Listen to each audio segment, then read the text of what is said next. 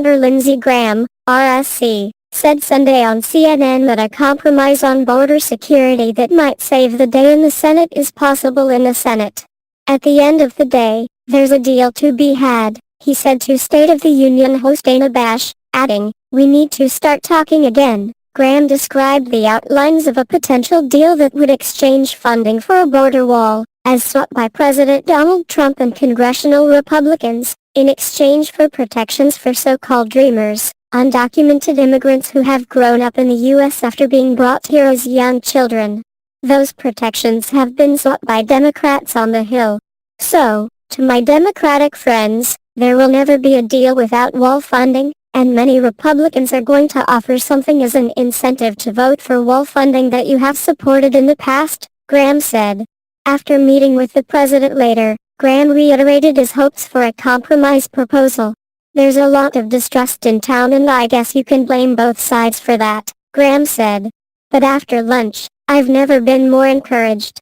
If we can get people talking, we can find our way out of this mess." The battle over funding for a border wall, which the House approved but the Senate did not, has led to a partial government shutdown over the Christmas holidays, with no end in sight.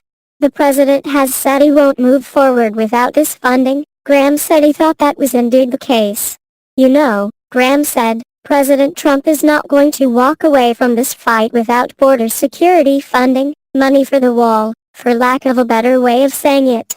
And Democrats have a chance here to work with me and others, including the president, to bring legal status to people who have very uncertain lives." Later he added, "He's not a man under siege."